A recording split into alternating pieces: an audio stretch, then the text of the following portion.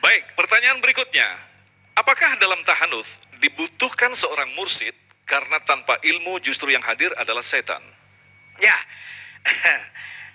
dalam pendekatan ilmu tasawuf maka mursyid menjadi sebuah kewajiban.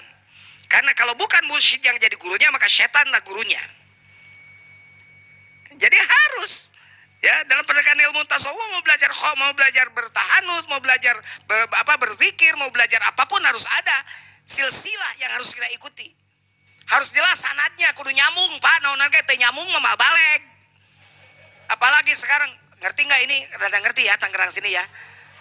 Hah? Ada orang Sunda nggak? Saya harus ngomong Sunda, orang Garut saya. Jadi kalau wajah ada hitam dekat pabrik dodo, ya ini ya. Ya gitu. Jadi kenapa? Karena kita perlu pembimbing. Dalilnya Al-Kahfi, mayyadillah fawal muhtad wa mayyudlil falan tajid lahu waliyyan mursyida. Barang siapa yang akan diberi petunjuk oleh Allah, maka dia akan diberi hidayah Allah. Barang siapa yang akan disesatkan oleh Allah, maka dia tidak akan dipertemukan dengan wali mursyid. Oleh karenanya bagi bapak-bapak, yuk cari guru yang bisa membimbing hati kita untuk senantiasa mendekat kepada Allah Subhanahu wa taala. Wah, saya juga suka dikir, Pak Kiai di sini. Saya dikir, Pak, nyebut dikir apa? Nyebut la ilaha illallah. Jangankan Bapak beo juga bisa kalau sekedar nyebut la ilaha illallah mah. Sok beo latih. Beo saya bisa nyebut Allahu Akbar. Mas Agung juga tahu beo saya di Garut. Assalamualaikum. Waalaikumsalam. Tarahu tahu, cuan ge. Allahu Akbar bisa. Kafir saja menyebut Allah. Kalau tanya kafir, wala insal tahu man khalaqas samawati wal ard la yaqulunna Allah. Kalau ditanya kafir, siapa menciptakan bumi dan langit? Kafir menjawab Allah. Kalau cuma sekadar bibir bisa. Sekarang saya tanya, kenapa bibirnya Allahu Akbar, hatinya ingat duit yang tadi? Nah, karena yang detiknya tidak dikuasai, kata Gus Soli tadi. Satu detik itu belum terkuasai. Menyimpan yang lain selain Allah di dalam hati.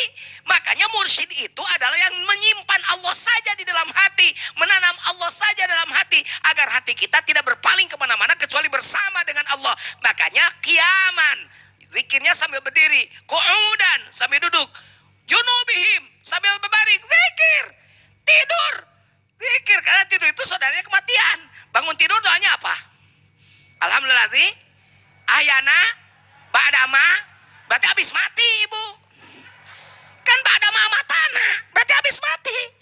Kenapa? Karena doanya begitu. Nah, kalau sudah berzikir, bangun tidur, saya doa alhamdulillah ahyana ba'dama matana, tambah lagi alhamdulillah azhaba 'anal hazan, inna rabbana laghafurun syakur. Kenapa? Karena sebelum tidur kita tetap mengingat Allah. Maka tidur pun pasti sedang mengingat Allah, karena ditidurkan secara aurat basyariah mata kita memang harus dipejamkan dan istirahat. Tapi sebelum tidur bukan nontonku menangis sampai tidur, kan nonton itu. Tapi ibu mengingat Allah terus tiap detiknya. Gitu ya Bu ya, begitu Mas Agung.